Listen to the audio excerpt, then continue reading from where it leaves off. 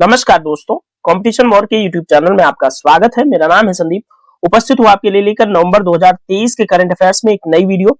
दोस्तों, आज आर्थिक घटनाक्रमों पर आधारित होगी हमारी ये वीडियो। यदि आप चैनल पर नए हैं, तुरंत आए हैं, तो सबसे पहले चैनल को सब्सक्राइब कर दीजिए दोस्तों, और बेल आइकन को हिट कर दीजिए ताकि आपको आने वाले नए वीडियोस के नोटिफिकेशन तुरंत फटाफट मिलते रहे। साथ ही इस वीडियो के डिस्क्रिप्शन में हमने कुछ लिंक डाल रखे हैं, उसको जाकर चेकआउट जरूर कीजिएगा, जहां पर कंपटीशन वॉर का जो ऑफिशियल टेलीग्राम चैनल है उसका भी लिंक आपको मिल जाएगा। वहां पर आपके लिए कुछ इंपॉर्टेंट चीजें हम टाइम टू टाइम शेयर करते रहते हैं। दोस्तों, आज की ये वीडियो कहां कहां यूजफुल होगी यहाँ पर मेंशन है, आप देख सकते हैं। दोस्तों चलिए, आइए without wasting your and my time शुरू करते हैं आज का डिस्कशन।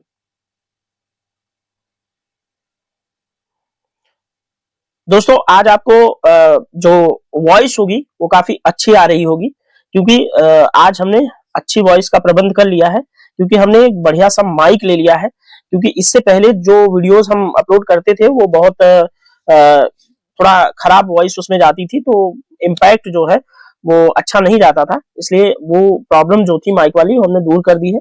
तो आइए, आज के बाद से आपको एक अच्छी वॉइस सुनने को मिलेगी। दोस्तों चलिए, आज पहला टॉपिक है हमारा जीडीपी में वृद्धि के संबंध में सीएसओ द्वारा आंकड़े जारी किए गए हैं भारत की जीडीपी के संबंध में। तो उस पे आइए हम विस्तार पूर्वक चर्चा कर देते हैं, और ये वीडियो आपके लिए बहुत ज्यादा इंपॉर्टेंट है।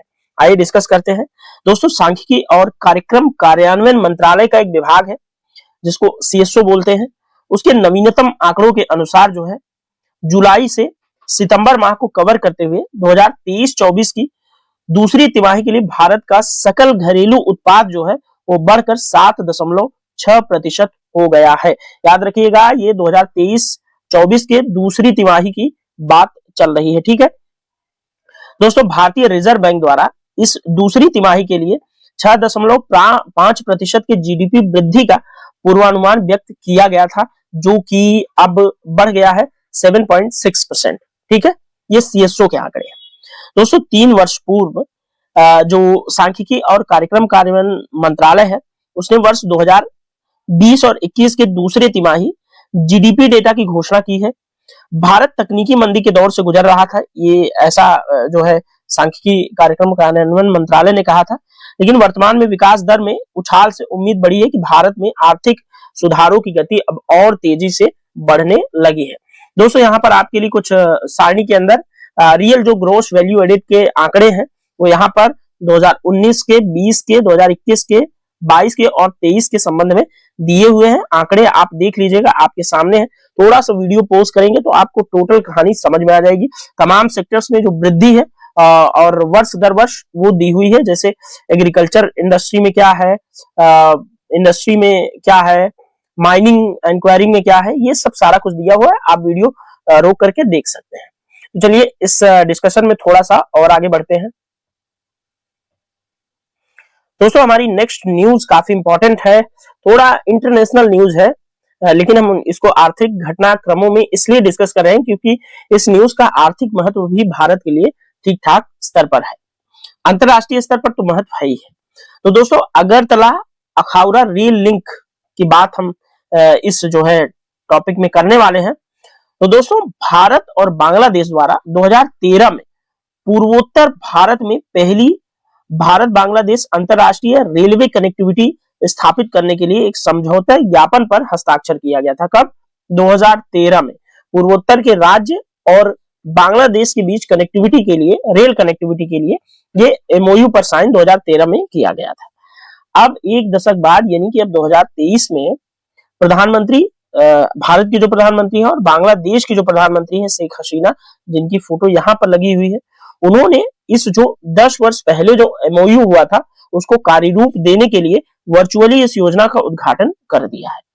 अब ये जो अखौरा, ये अगरतला से बांग्लादेश के अखौरा तक की जो रेल की जो लाइन है, उसकी लंबाई आप लोगों को थोड़ा सा ध्यान रखना है, 12.24 किलोमीटर लंबी है। और अगरतला जो कि भारत में पड़ता है, वहां से अखौरा जो कि बांग्लादेश में पड़ता है तक के लिए, और साथ ही त्रिपुरा जो भारतीय राज्य त्रिपुरा है वहां की 5.46 किलोमीटर क्षेत्र और 6.78 किलोमीटर क्षेत्र बांग्लादेश को इस रेल लिंक के अंदर जो है इंक्लूड किया गया है। ठीक है, याद रखेंगे।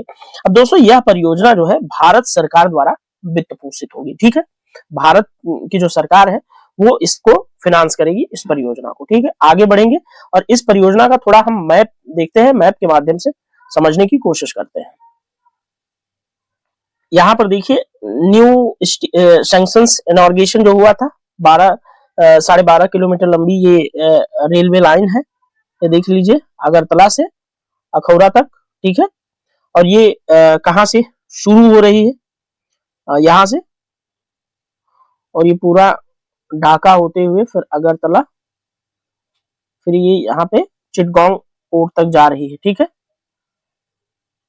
तो ये आई होप आपको मैप जो है पूर्वोत्तर भारत का है, मैप आपको समझ में आया, क्योंकि भारत की पूर्वोत्तर में ही, पूर्व में ही बांग्लादेश जो है वो पड़ता है, जो कि पूरी तरह से बे ऑफ बंगाल और भारत के जो पूर्वोत्तर के राज्य हैं वहां से घिरा हुआ है। ठीक है, तो ये जो है मैप आप लोग देख लीजिएगा।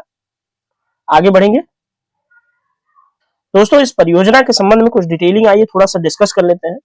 तो भारतीय रेलवे के सार्वजनिक क्षेत्र के उपक्रम Indian railway construction international limited ने भारत की ओर से इस परियोजना के संबंध में काम करेगा, और बांग्लादेश की ओर से टैक्स मैको बांग्लादेश की ओर से इस योजना के क्रियान्वयन पर काम करेंगे। ठीक है, अगरतला अखौरा रेल लिंक को दोस्तों बांग्लादेश के माध्यम से त्रिपुरा को कोलकाता से जोड़ने के पहले कदम के रूप में देखा जा रहा है। ये हमने मैप के द्वारा ये चीज आपको बताया था।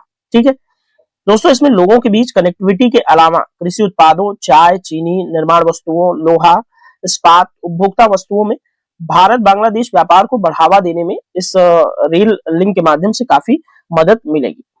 भारत और बांग्लादेश के बीच में कुछ और ट्रेनें चलती हैं, इनके बारे में थोड़ा सा देख लेंगे, हो सकता है एग्जाम में पूछ ले अगर इस तरह की कोई योजना चर्चा में है तो।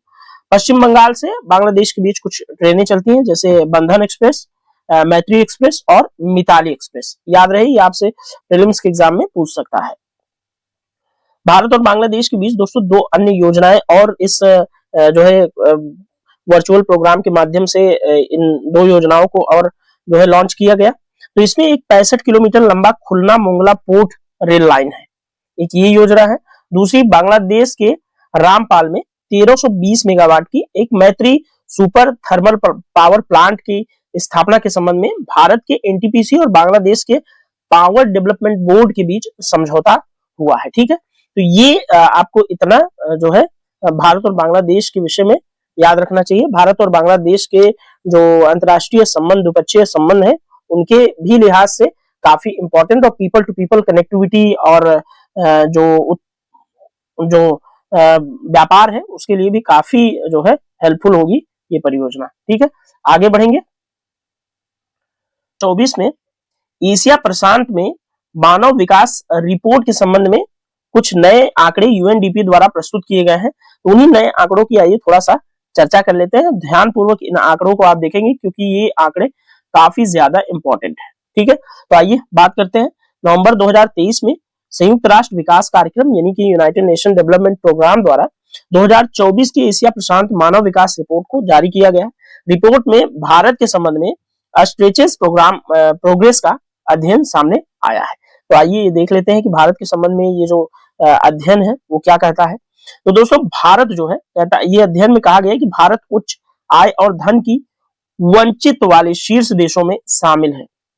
ठीक है, जो धन के वंचन के शिकार है उन देशों में शामिल। लेकिन 2015-16 और 2019 से 21 के बीच यहाँ पर बहुत आबादी, गरीबों में आबादी का हिस्सा जो है 25% से जनसंख्या 15% रह गई है। ठीक है, बहुत गरीबी पहले 25% थी, अब 15% के पास ही रह गई है। ठीक है, भारत में 2000-2022 के बीच प्रति व्यक्ति आय में जो है वो काफी बड़ा अंतर आया है। पहले $442 थी, अब हो गई है $2389।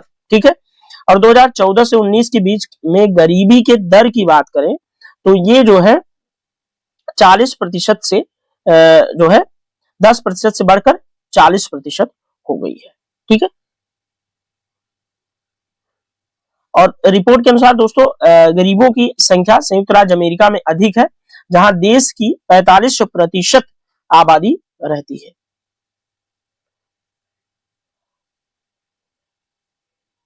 और दोस्तों यहाँ पर महिलाओं की श्रम शक्ति की बात की जा रही है तो यह केवल 23% है, ये रिपोर्ट ऐसा कहती है। तेजी से विकास के बीच आय वितरण में असमानता भी बढ़ी है। ठीक है, भारत वैश्विक मध्यम वर्ग में जो है महत्वपूर्ण योगदान दे रहा है। मध्यम वर्गों की आबादी यानी कि भारत में अधिक है, ये ऐसी बात यहाँ पर की जा रही। ठीक है, आइए आगे बढ़ते हैं। और दोस्तों अब जो है आज का डिस्कशन हमारा बहुत ज्यादा न्यूज आर्थिक घटनाक्रमों में हमें 2023 के नवंबर माह में नहीं मिली, इसलिए हम कुछ जो महत्वपूर्ण चीजें थी उन्हीं को इसमें शामिल कर पाए हैं। तो इस डिस्कशन में इतना ही।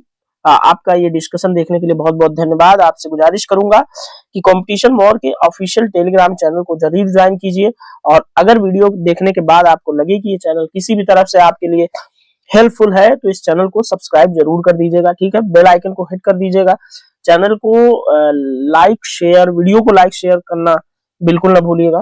तो धन्यवाद, आज का डिस्कशन यही, मिलेंगे नेक्स्ट वीडियो में। Thank you so much.